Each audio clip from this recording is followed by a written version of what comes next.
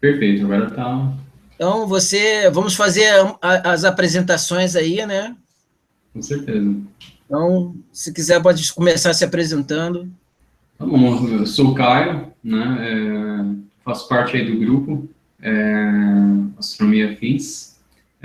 Eu sou físico, fiz mestrado em física, né? Eu sou formado pela USP de São Carlos e fiz mestrado aqui em Butantã. Estou fazendo doutorado agora e eu gosto de ciência, eu quero falar sobre isso, eu acho que é fantástico, né, todo mundo participando aí no grupo, e por isso que eu estou aqui. Vamos falar hoje sobre divulgação científica. Isso aí, Manu. Que é a divulgação científica, o que não é a divulgação científica, né? Exato. Então, eu vou me apresentar, eu sou o Manu, um dos administradores do grupo Astronomia Afins, eu sou formado em infraestrutura de redes e sistemas pela Universidade de Estácio de Sá, tenho pós em microcircuitos e, ó, mestrado, a gente está chegando lá, hein? Isso aí. Tempo. Já atuo na área de infraestrutura há bastante tempo aí, desde 2010, formei velho, tá? Que da hora. Legal, cara. E sou um cara aficionado por ciência, HQ, pornografia, o que mais? Ai, cara, eu queria que você me dissesse, Caio, se você tem alguma experiência, assim, nessa parte de divulgação científica, se tem alguma história para contar. Manu, bem honestamente com você, eu não me envolvi muito com a divulgação científica. Mas eu sei que dentro da universidade, por eu ter participado muito assiduamente, né, da vida acadêmica, eu sei que um dos grandes tripés que define a universidade é a extensão. Né? A universidade ela é baseada em ensino, pesquisa e extensão. E extensão é a parte de pesquisa, de trazer o que é feito dentro da universidade para a sociedade. E eu conheço muita gente que fazia isso. Dentro da USP tem um grande movimento voltado para essa área de divulgação. Eu, em particular, não me envolvi muito, porque eu me envolvi mais com a parte de pesquisa, mas é sempre uma coisa que me interessou e eu acho que assim é um dos grandes desafios aí para a nossa sociedade é trazer exatamente fazer uma divulgação científica de qualidade, fazer a sociedade se interessar mais por ciência. Eu acho que isso vai causar um impacto muito positivo, né? Mas Sim, sim. Na sua experiência como professor, né? Você, no caso, você leciona, você tem mestrado, ultimamente, você tem... Qual é a disciplina que você tem dado aula, exatamente? então, mano, eu ainda não leciono, especificamente eu dou monitorias, eu sobrevivo de bolsa, né, na verdade, eu estou fazendo doutorado, então essa é a minha fonte de renda, não estou dando aulas atualmente, mas pretendo futuramente dar, né, uma vez concluído o doutorado, vou tentar dar prosseguimento à carreira acadêmica, fazer um pós-doc, né, e aí depois do pós-doc, pretendo, sim, prestar algum tipo de concurso público para ser professor, ou mesmo antes, dependendo da situação, né? Porque a gente está vendo aí que a situação da ciência no país não está assim, muito favorável, né? Digamos. Não está na sua melhor fase, né? Não está mesmo. Na sua melhor fase. Não está mesmo. Já tivemos uma fase um pouco melhor no governo anterior, mas esse governo atual, na verdade, a partir do segundo mandato mesmo do governo anterior, o negócio já não estava tão bom, né? Já houve uma diminuição de bolsas, diminuição não só em número de bolsas, mas também em valor, né, das bolsas pagas, que é muito importante para quem trabalha com pesquisa e precisa de dedicação integral, né? E porque o pessoal pensa que é só assim, você chega lá, aí, estou fazendo mestrado, estou fazendo doutorado, e é só, não. Assim, primeiro que você tem que investir, não é só naquela bibliografia que tem à disposição, dependendo da carreira que você for você estiver abraçando, você tem um número incontável de bibliografias e de horas que você precisa estudar, pesquisar em línguas estrangeiras, porque isso, inclusive, só denota o quanto nós estamos tecnologicamente atrasados em relação aos grandes centros de pesquisa, e a gente tem que correr atrás de todo o conhecimento que é produzido lá fora. E isso é tempo, cara. Você não faz isso sentado no banquinho em 15 minutos, você faz isso com muita dedicação, você faz isso com muito tempo, que às vezes você deixa de conviver com a sua família, que você deixa de conviver, de fazer coisas, não digo nem mais interessantes, mas você abre mão do seu lazer. Entendeu? Com certeza. Eu acho então, que você... eu acho que quem decide abraçar essa parte de querer aumentar o seu currículo, de querer investir na sua formação, eu acho que o cara é um pouco masoquista. Porque ele sabe que vai sofrer, amigo. Ele sabe. Não tem jeito. Tem ou não sabe, eu acabo entrando nessa... aí o cara vai e oferece oferece o corpinho assim para aquela bolsinha magra. Ai, CNPq, só R$760 tá bom. Infelizmente, é bem por aí, mano. Bem por aí. Aí eles vivem fazendo um monte de exigência, um pouquinho de experiência dando aula, mas para projeto, né? Então, logo que eu me formei, eu fui trabalhar em ONG, né? Já trabalhei em ONG em Niterói, no Grupo Diversidade, é uma ONG que trabalhava com questões de direitos civis LGBT, e eu tive a oportunidade de colocar um projeto de informática lá, que é a minha área, né? E depois eu trabalhei também com crianças e adolescentes no Complexo do Alemão.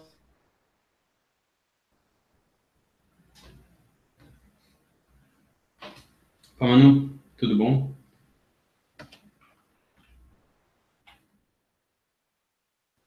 Não sei o que está acontecendo aqui, vamos ver. Espera aí, gente.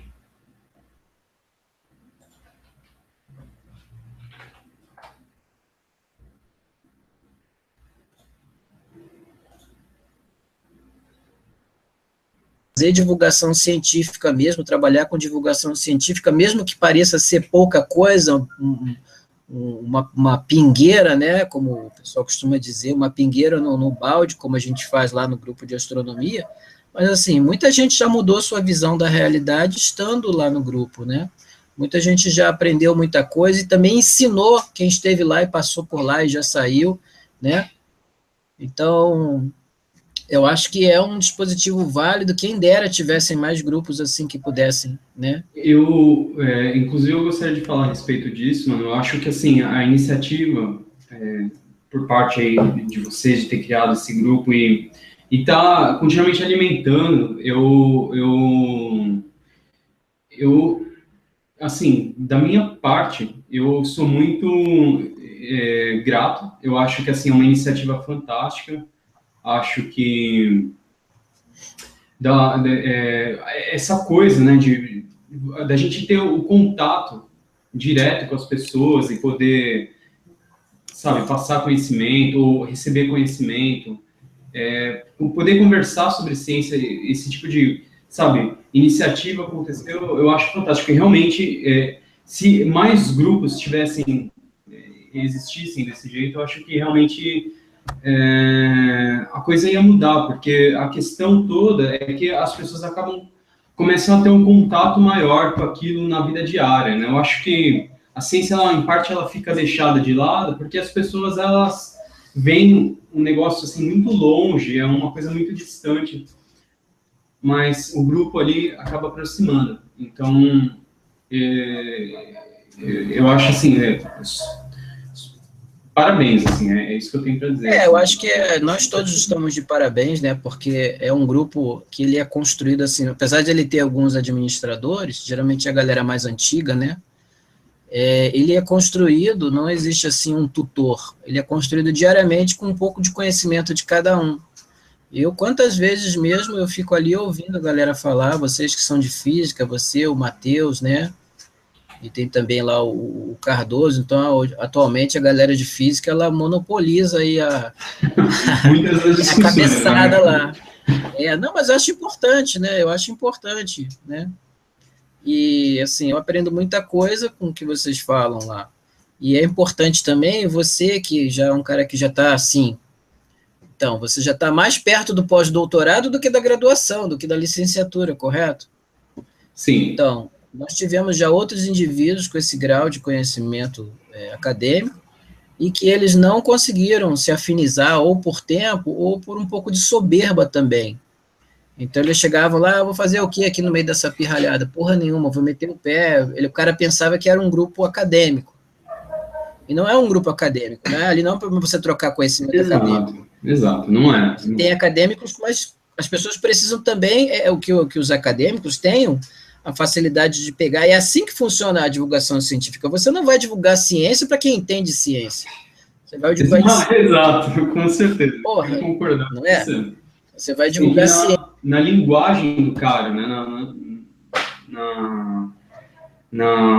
Você tem que colocar a linguagem de uma maneira que a pessoa consiga entender. Por isso que, por exemplo, eu acho que um dos maiores, se não o maior divulgador, né, de ciência, para mim é o Carl Sagan, né? Ele foi um grande mestre eu acho que para todas as pessoas aí que se propõem a fazer divulgação científica.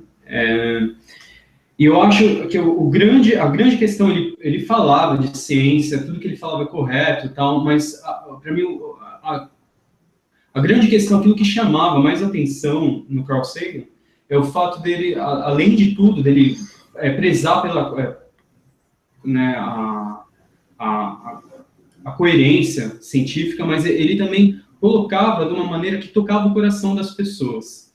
Eu acho que essa coisa de tocar o coração, de ir na emoção, pelo menos para mim, quando eu assisto Cosmos, tanto a versão antiga quanto a atual,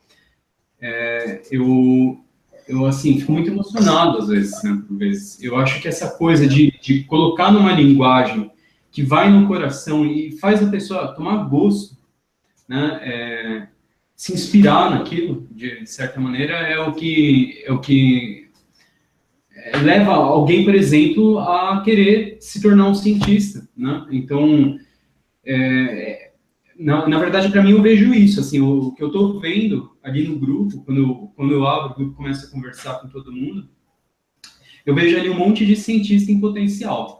É assim que eu vejo. Nem todos vão se tornar cientistas.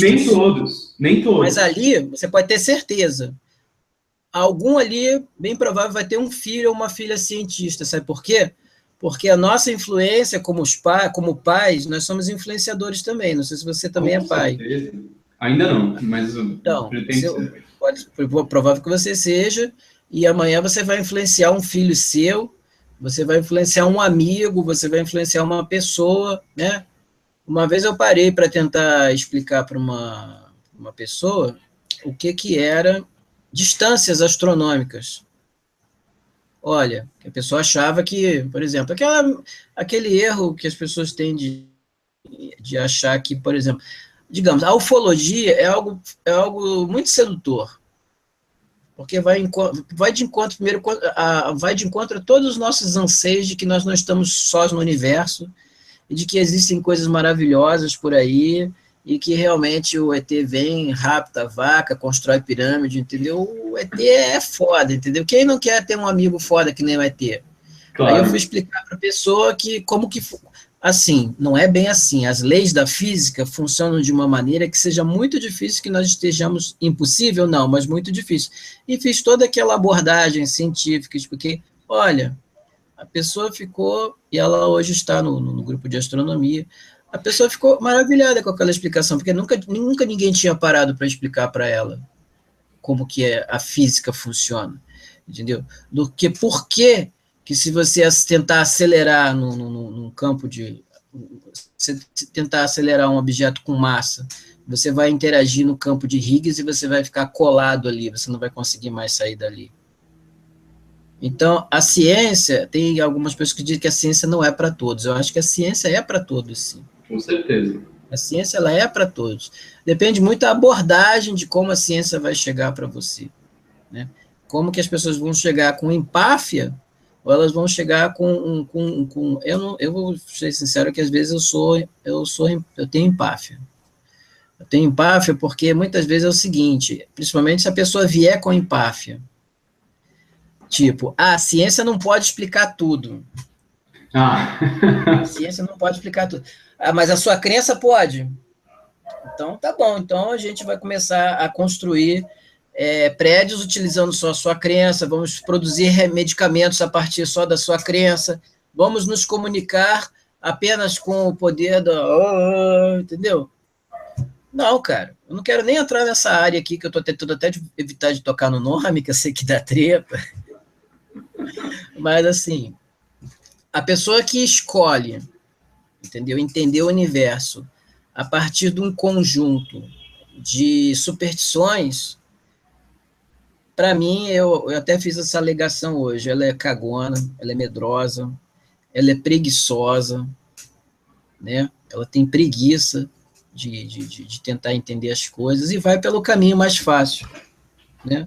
É muito mais fácil eu chegar para você, olha, isso daí é um boneco que está falando comigo, é um bonequinho que o computador está fazendo, do que eu chegar e explicar para a pessoa que isso aqui é uma comunicação, banda larga, não sei o quê, explicar os mecanismos que convertem som, imagem, impulsos elétricos e bababá, entendeu? Mas quem vai querer esse tipo de...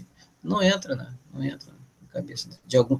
não entra não, as pessoas não querem abandonar a preguiça de pensar, né? Como eu também tentei explicar o porquê que a astrologia tinha se separado da astronomia e por que as constelações não estavam mais lá no lugar, a pessoa chegou para mim e falou, olha, isso que você está falando é tão complicado, eu prefiro continuar acreditando em astrologia. Então, tá bom, né? Aí, o que você vai fazer? Não tem o que fazer. Foda-se, então foda-se. Mas com relação a isso que você falou, eu acho que é bem por aí. Realmente, na nossa sociedade, a gente tem várias tribos, digamos assim, né? Várias conjuntos aí de crenças e tudo mais. Eu não enxergo, né, o grupo aí dos cientistas, ou quem se enturma com a ciência, como uma crença. Não é, porque realmente é fundamentado, muito trabalho, muito suor. A crença é um saber, e é diferente de crença, né? Exatamente. Mas, ao mesmo tempo, eu tenho uma visão assim. Até porque eu já entrei muito em discussão, né? Tipo, de conversar com muita gente a respeito dessas coisas e passar por situações aí parecidas, das pessoas me questionarem, mas a ciência não explica tudo. Você é nerd. A sua ciência não explica tudo. Né? Nunca vai conseguir explicar, ou, por exemplo, tal coisa. Né? E, realmente, tem coisas que a ciência talvez esteja fora da possibilidade, porque a ciência ela é limitada por conta do método científico. Né?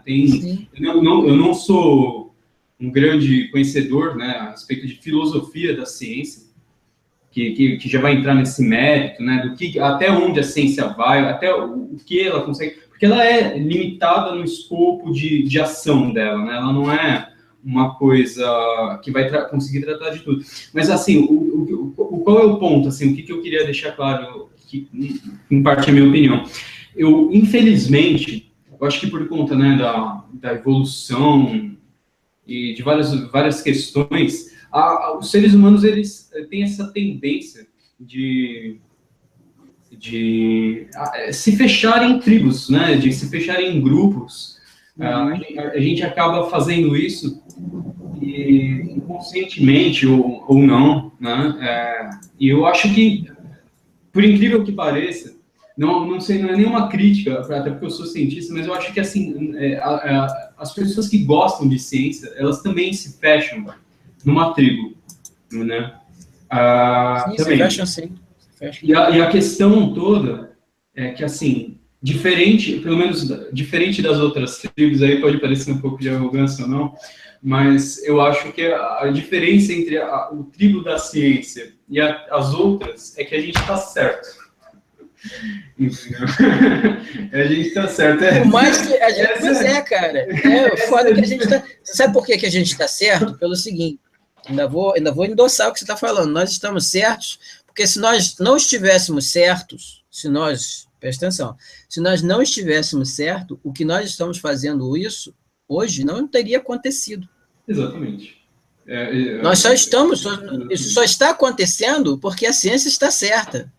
Exatamente. Porque se eu ficasse daqui ajoelhado, em qualquer que seja a posição, ajoelhado, na yoga, que merda eu fosse em qualquer posição mística, esperando que você se materializasse na minha frente, seu corpo etéreo, seu corpo astral aparecesse na minha frente, talvez a gente levasse todo o tempo do universo e mais um pouco, a galáxia ia gelar e se dividir, e a gente ia continuar lá, parado, na posição de lótus, esperando. Porra, que merda de hangout esse que tá demorando.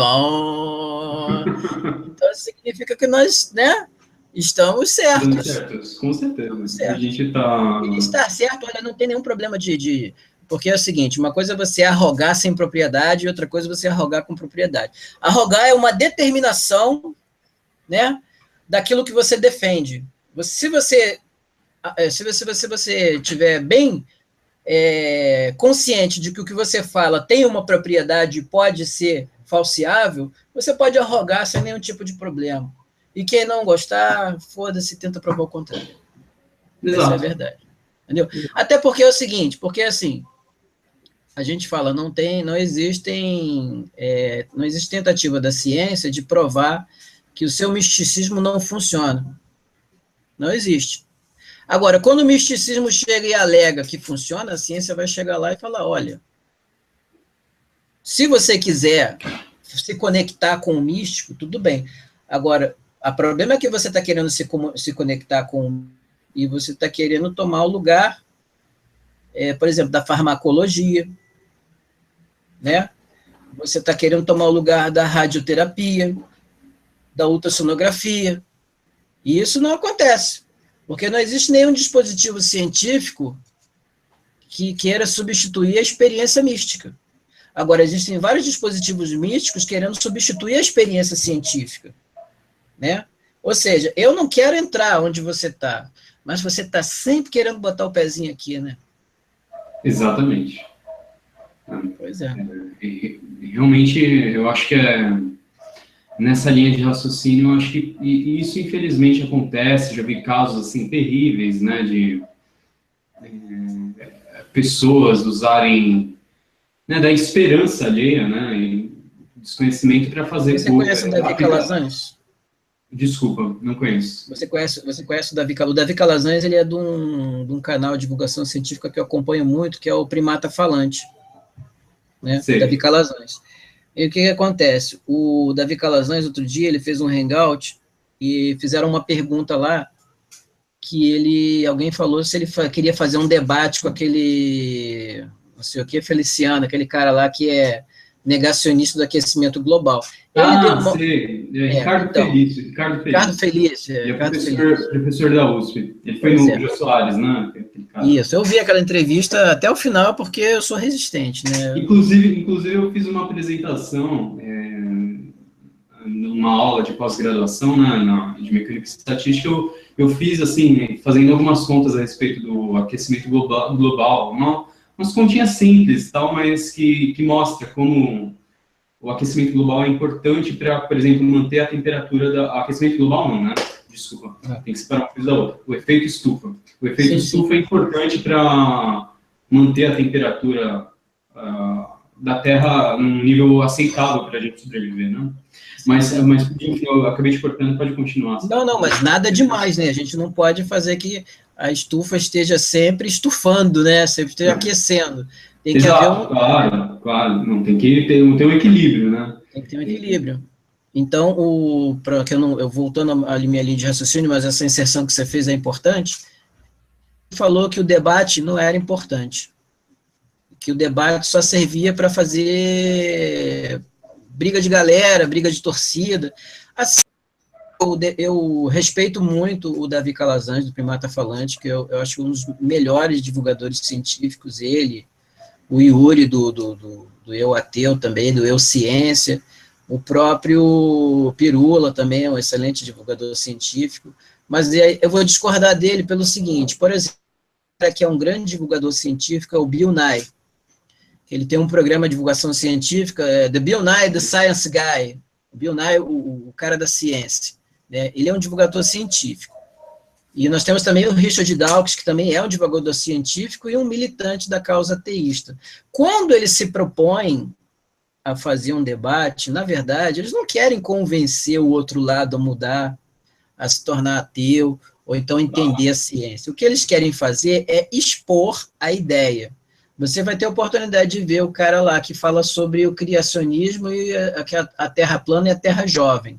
E o Bill Nye vai fazer o quê? Ele vai apresentar dados científicos sobre a realidade das coisas, pela lógica, pela ciência. Você tem que ser sensato o suficiente para poder entender que, assim, a ciência ela existe e ela funciona. Na maioria das vezes ela funciona. Ela erra também, claro.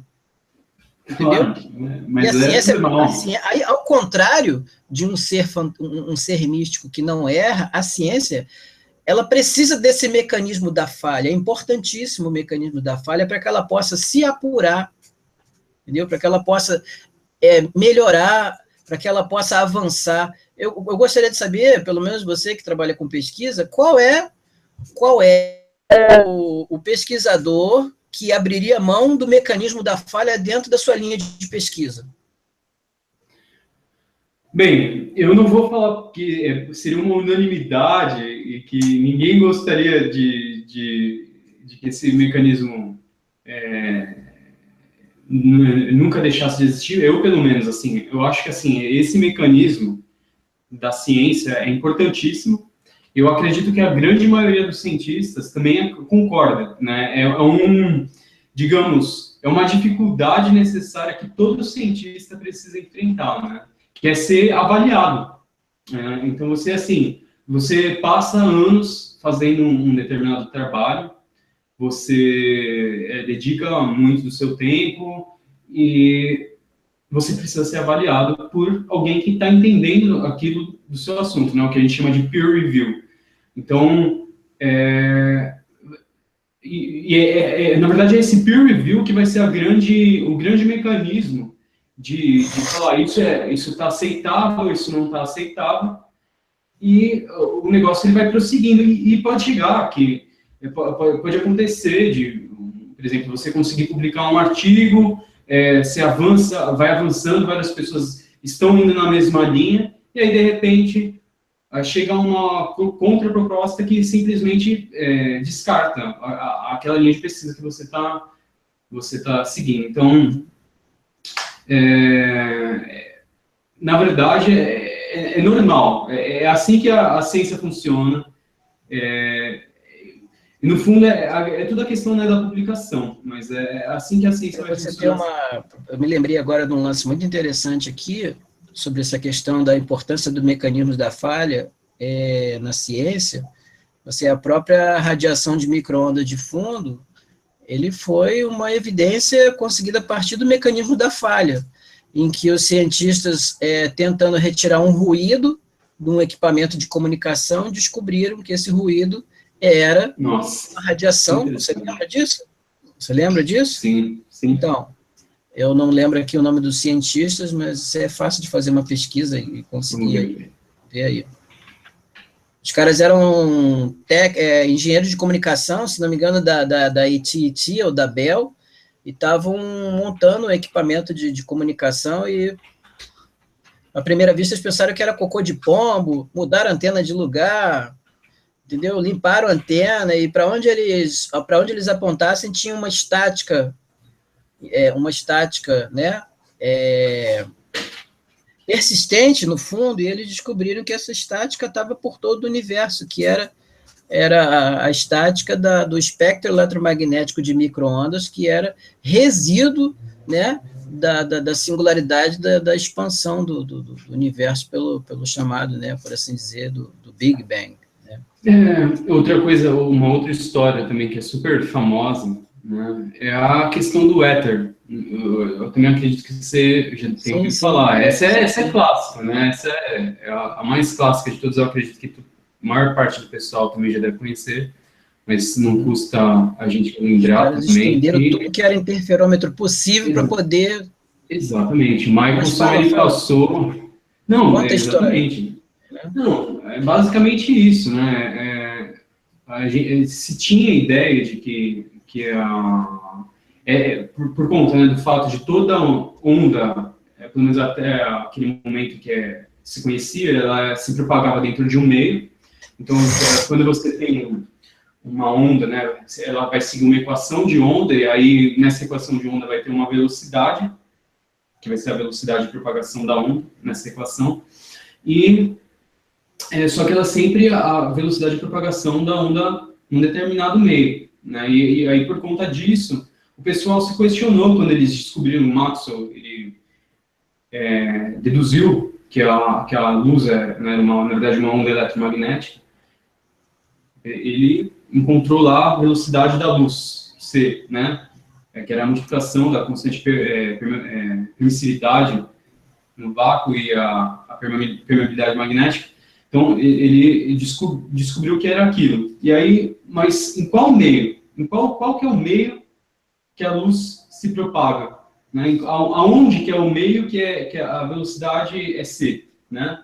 E aí o pessoal falou, não, tem que ser um meio que é o éter. Né? Fazia muito sentido o que eles estavam propondo, na verdade. Não era uma coisa, sabe, uma loucura. Não era uma viagem. Não era uma viagem, não. Não era uma viagem. É que nem hoje em dia, né? Era essa coisa, né, da matéria escura, da energia escura, era um erro, né? Digamos assim, não um erro, uma adivinhação, né? Um educated guess, que eles falam. Eles dizem que, na verdade, a matéria e a energia escura, elas estão ali provisoriamente. Exato. Ninguém está dizendo que é matéria e é escura. É apenas ela não está sendo detectável. Ela está aí até que a gente consiga entender. A gente sabe que tem alguma porra ali. Exatamente. E é a mesma coisa ali com o éter. Sabia que tinha que ter alguma coisa. Mas aí veio o Einstein e conseguiu bolar alguma coisa, uma outra ideia, né, que é essa ideia da relatividade, que esse meio não era necessário. E aí, quem que está certo? Como é que a gente prova que não existe ou se existe? Então, foi lá anos e anos de experiência lá com os interferômetros. Michelson, que construiu aquele equipamento, né, fantástico, que a gente usa até hoje, esse experimento, né, um equipamento fantástico, que serve para um monte de coisa, o interferômetro. Mas conseguiu provar que não existe, não tem nada lá, né, fantástico, pelo menos, né, até onde ele conseguiu detectar foi isso. Então, essa que é a questão, né, às vezes a gente está indo, né, numa determinada direção na ciência, e aí, de repente, vem uma coisa nova e muda, e corrige uma ideia anterior. E esse mecanismo de correção de falhas que vai construir... Nós tivemos um Nobel na década de 90 por conta disso, com a questão da expansão do universo, né? Que nós sabíamos que o universo estava se expandindo, mas até acho que não me engano, até 96 ou 97, o consenso, não a unanimidade, óbvio, que não existe unanimidade em ciência. Se tem não há nada mais errado em ciência do que unanimidade, cara. É consenso. Entendeu? Consenso é você tem o maior grupo possível que concorda com aquela ideia, né? Então, havia um consenso de que a expansão ela ia desacelerar, né? E, inclusive, a teoria mais aceita para o fim do universo era o Big Crunch, né? Que a gravidade ia colapsar e juntar tudo de novo no mesmo ponto primordial da expansão. E esses caras descobriram que não só não estava desacelerando, estava acelerando, né? Estava acelerando. Toda física astronômica, a partir daí, teve que ser revista. Entendeu? Para o público que não acompanha a ciência, não acompanha o que a física e o que a astronomia tiveram, cálculos que eram tidos como cálculos, nada é intocável, mas assim, cálculos muito seguros tiveram que ser revistos. Equações tiveram que ser redesenvolvidas, né? Você vê, ninguém chorou por causa disso, ninguém morreu, ninguém acordou os pulsos, muito pelo contrário, a galera olhou aí e falou, de volta à prancheta. Como toda e qualquer toda e qualquer pesquisa que a gente desenvolve em um laboratório, você vai lá, deu certo, não dá, pior que não dá nem tempo de parar para chorar, às vezes dá vontade. Mas não dá mas tempo. Se parar demais, a bolsa corta. Às vezes eu estou trabalhando, como estou no mercado, estou trabalhando, às vezes estou num cliente, faço uma cagada, eu olho para o cliente assim, bom, ele não viu, então deixa eu começar tudo de novo, né? Então vamos lá, cara, não dá tempo de chorar. E a ciência ela ainda vai passar por várias revoluções ainda, várias coisas. Uma coisa que eu queria tocar aqui, antes que está entrando na meia hora final do Hangout, que é o seguinte, nós temos muitos canais de divulgação científica. Muitos, temos bastante, não temos poucos, não. A questão é como que essa divulgação científica está sendo feita e como que os canais de divulgação científica, tirando aí vamos lá, os mais conhecidos aí, que são o canal do Pirula, o próprio canal do Fale Astronomia, e tem outros canais agora que eu não vou citar porque eu não estou lembrando, mas o que acontece? Você tem... eu não vou nem falar que esses caras são divulgadores científicos, porque, na verdade, eles se propuseram a ganhar like, ganhar view, usando a ciência e vários outros assuntos que não são ciência, como mote, e eu posso falar aqui o nome deles, não tem problema. Se vocês quiserem me processar, a gente parte para porrada também, não tem problema. Eu não tenho nem um Fusca velho para perder nação, então... É o tal de fatos desconhecidos, cara. Cara, isso aqui me dá até coceira na pele. Acho que estou desenvolvendo um câncer no sovaco por causa desses caras. Porque, velho, o que eles fazem é uma sacanagem com a ciência. Entendeu? Eles misturam bruxa de Blair com ufologia, homeopatia, astronomia, astrologia, porra, todos fazem uma salada. Entendeu? E se não é que eles eles ganharam numa parada aí de um canal, de melhor canal de divulgação científica. Porra, é pra cair o cu da... Não dá. Caramba, meu Deus. Bem, eu acho que assim, mano, isso é um caso extremo.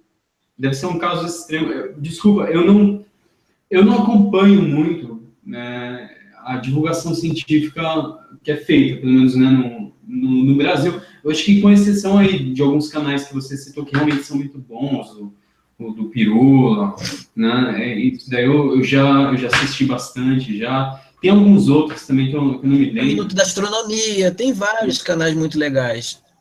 Mas se você for ver, tem um que eu gostava de ver de vez em quando. Eu acho que é Ciência Todo Dia, uma coisa assim. Também, Ciência Todo Dia. Eu gostava dessas coisas. E...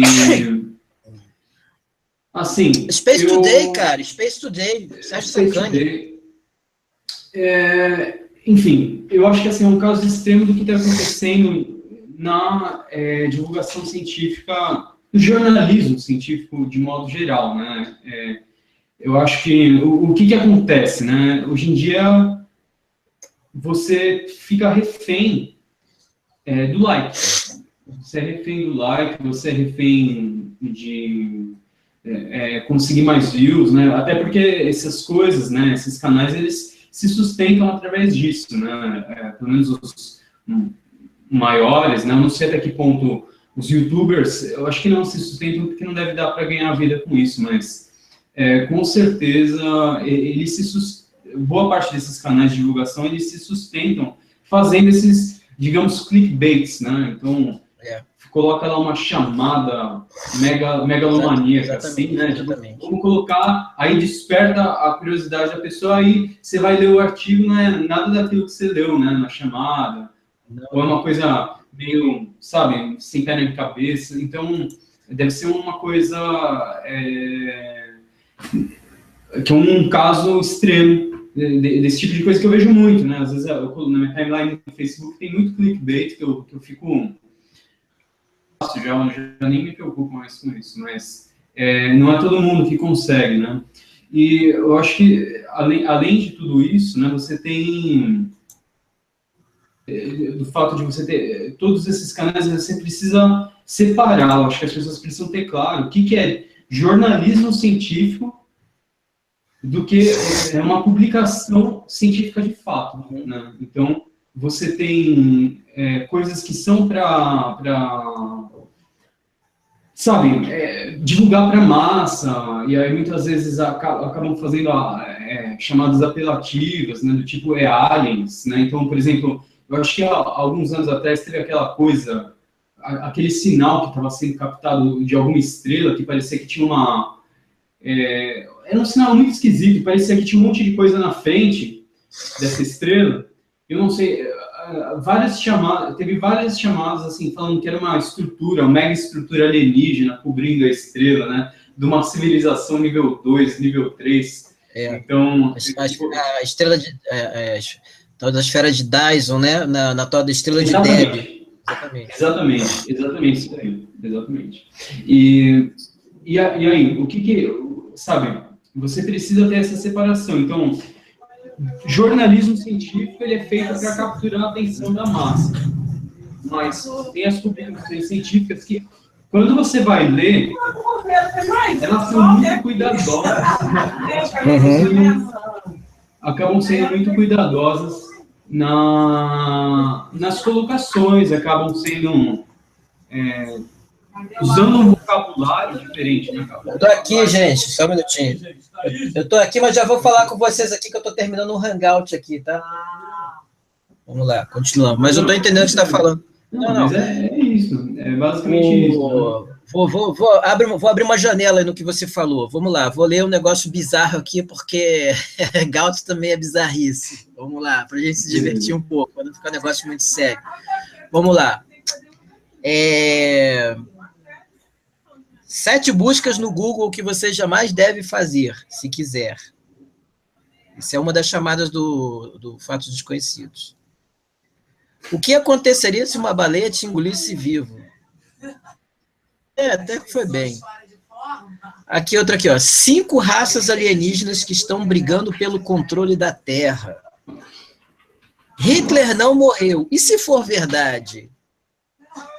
Né? Então, isso daí é um canal de divulgação científica. Aí você sabe quantos seguidores, inscritos, quase. Cuidado. Pois é, você sabe quantos seguidores essas crianças têm? Vamos ver se você é um... Não, chuta aí, eu sei que você é bom de estimativa. Sei lá, uns 2 milhões. 2 milhões.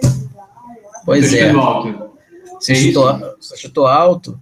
5 milhões e 900 mil, velho. Agora sim, vamos a um canal aqui que é de divulgação científica, que eu acho que a maioria aqui conhece, que se chama Space Today. Chuta aí quantos seguidores o camarada tem. Sei lá, 1 milhão. 156 mil, velho. 156 mil. Entendeu? O cara fala de alien que come cérebro de galinha e constrói pirâmide, ele consegue vídeo com 7 milhões de visualizações.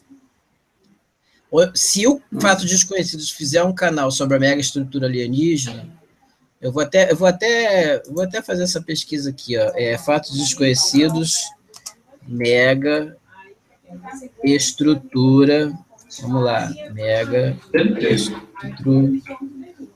estrutura alienígena. Vamos lá. Fatos Desconhecidos, mega estrutura alienígena.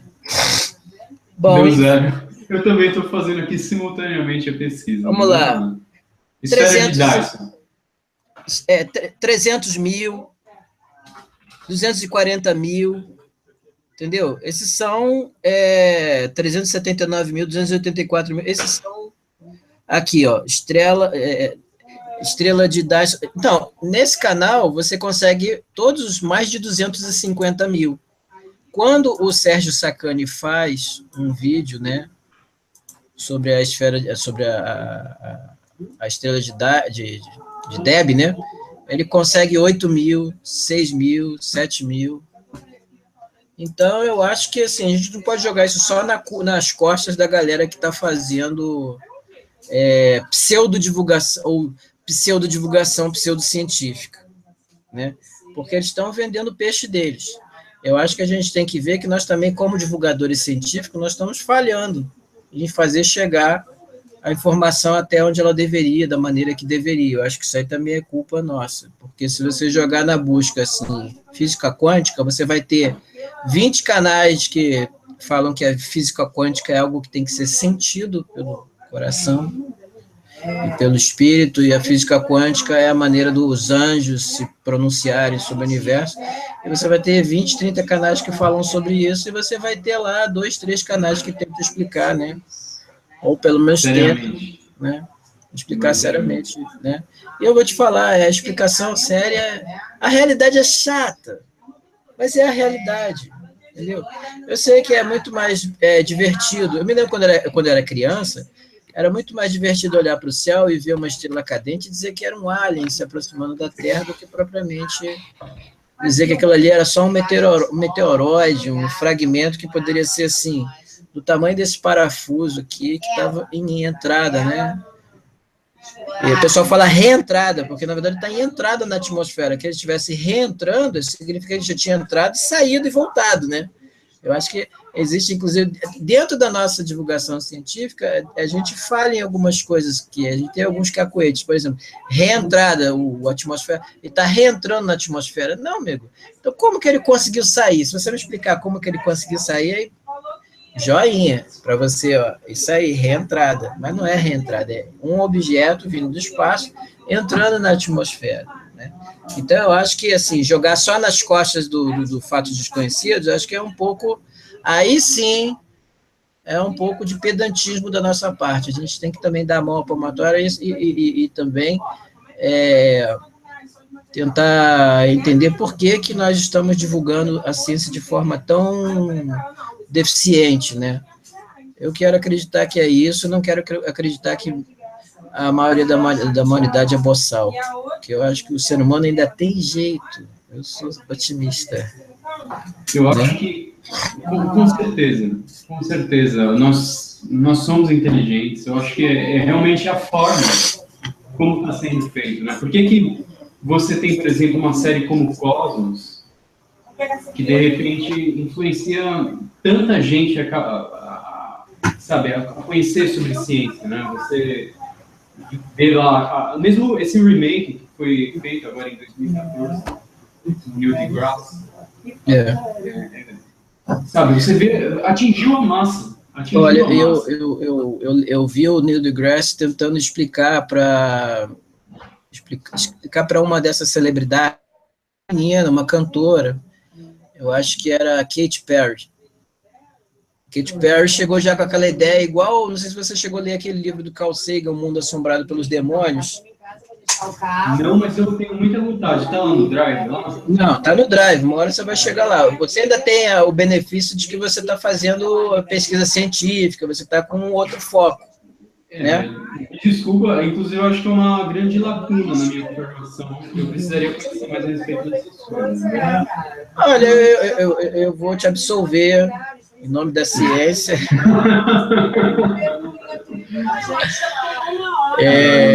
E eu vou te absolver em relação a isso, porque é o seguinte, é muito mais importante uma pessoa que não tem... Tá vazando o áudio aí?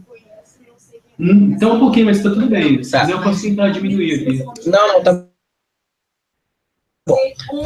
Que está querendo entender o que é ciência e o que não é ciência, é muito mais importante ela ler O Mundo Assombrado pelos Demônios do que propriamente alguém que já trabalha com a ciência, com a divulgação, ou que trabalha em pesquisa científica, ou é da área de ciência, como eu sou, de uma área tecnológica, né? Uma área em que jamais teria se desenvolvido se não fosse a ciência. Né?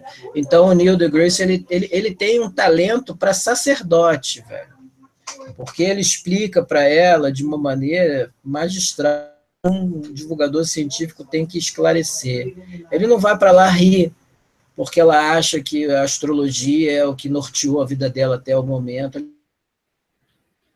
se separou da astronomia, entendeu? Então, ele é um cara de divulgação científica, atualmente, assim, não é só porque ele é pop, porque ele é o mais famoso, é porque ele tem todas as ferramentas, ele tem todos os mecanismos para ser o sucessor, não o principal, mas ser um dos grandes caras da divulgação científica mundial, e é o que ele se tornou, né?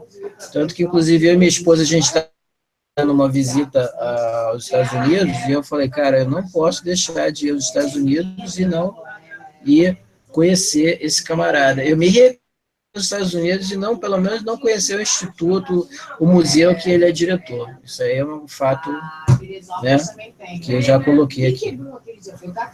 Preciso, você não pode ir a Roma e não ver a porra do Papa, pelo menos da sacada. Lógico, né, cara? É lógico, o cara tá lá. Tem vários rolês que eu gostaria, se eu fosse para os Estados Unidos atualmente, tem vários rolês que eu gostaria de fazer. Esse, com certeza, seria um deles, né? Também gostaria de ir lá como é que fala?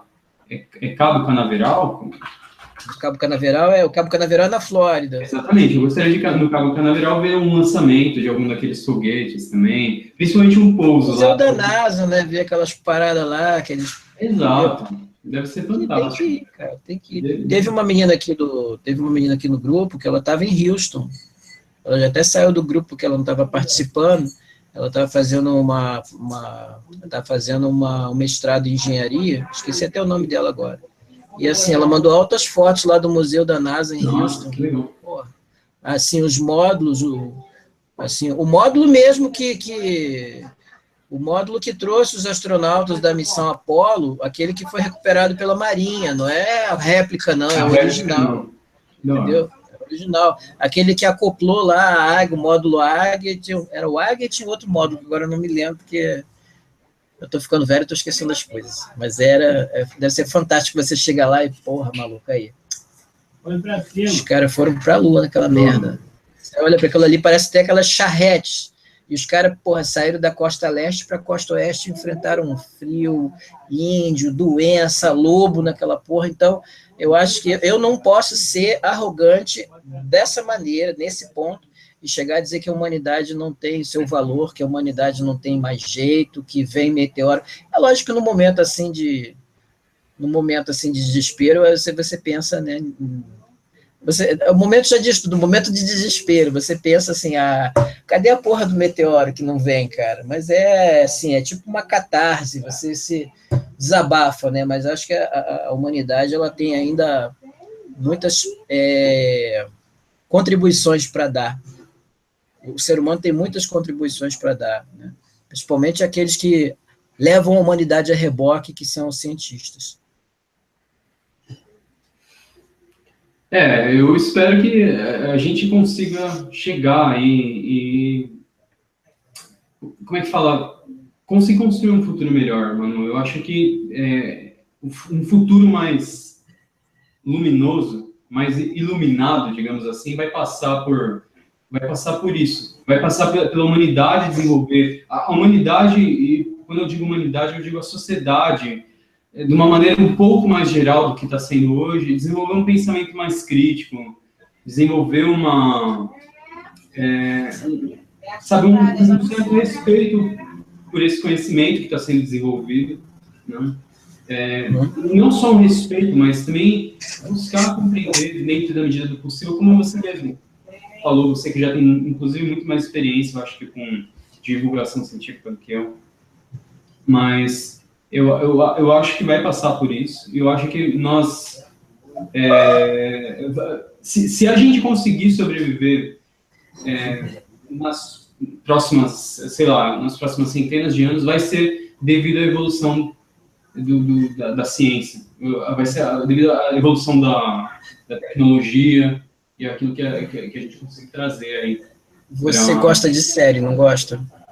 Adoro série. Então, vou te dar uma dica de série muito interessante, que eu não sei se você acompanha, de repente você até já acompanha, tem na Netflix, se chama The Expanse. Já assisti.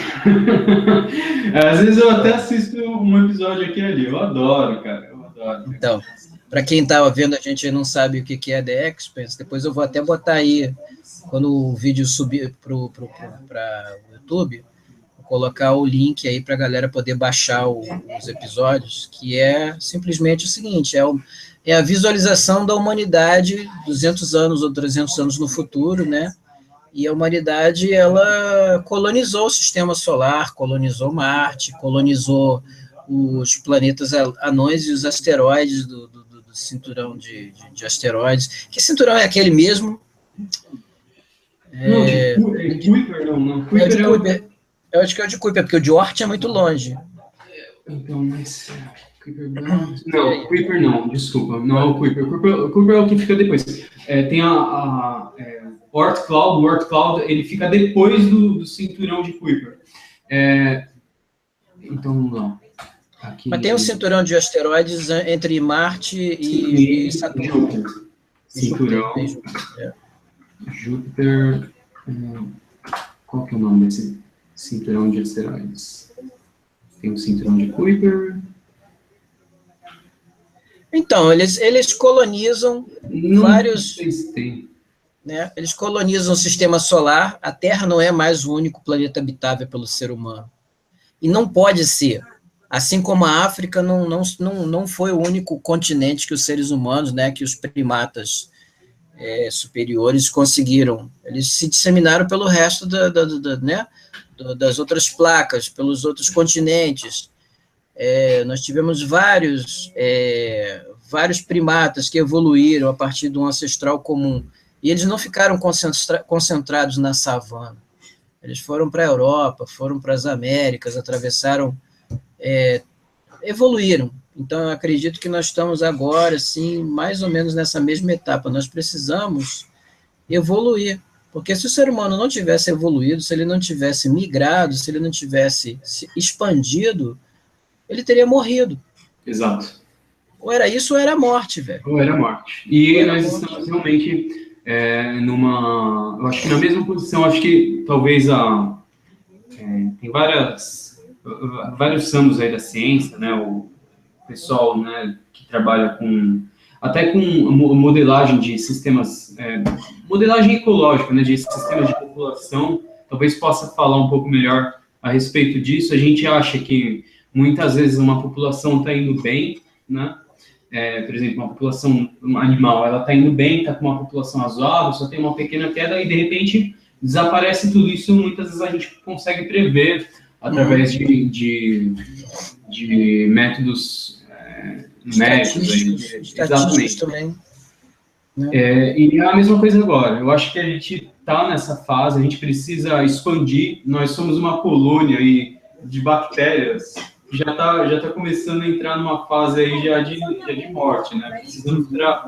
Aqui a questão é que tem gente demais no planeta, pequeno demais, consumindo demais, não tem suficiente para todo mundo. Essa é pelo menos a minha visão. Então a gente vai precisar jogar a gente para outros lugares para conseguir sobreviver. Tem muita unidade, né? Não se trata de ficção, não, se trata de realidade. Assim como as navegações também fizeram com que a gente procurasse novos continentes, expandisse. Eu não vou entrar nem no mérito social das colonizações, que a gente sabe que o ser humano chegou de bicho nas Américas, e as civilizações, digamos assim, entre aspas, superiores, elas sempre dominam as chamadas civilizações inferiores. Não é esse o mérito que eu quero entrar agora, mas assim, no mérito da expansão do ser humano como um todo. Então, a gente já está chegando aí no final do nosso hangout. Não posso deixar de falar num livro que passou rápido, né, porque foi bom, né? Ainda bem que passou rápido. Passou rápido, foi bom. Eu não posso deixar de entrar no mérito do livro que eu já passei. Quando você passa da metade, você já começa a dar aquele... Pô, o livro está começando a querer acabar, é foda. Que é o Sapiens, né? Uma breve história da humanidade, do Yuval Noah Harari. E ele fala muito sobre essa questão. Ainda não cheguei nesse capítulo, mas sei que ele vai abordar, assim como nós saímos da savana e nós pegamos os navios e saímos do continente europeu, a expansão das navegações levou o ser humano a colonizar e a expandir a humanidade para outros pontos do planeta.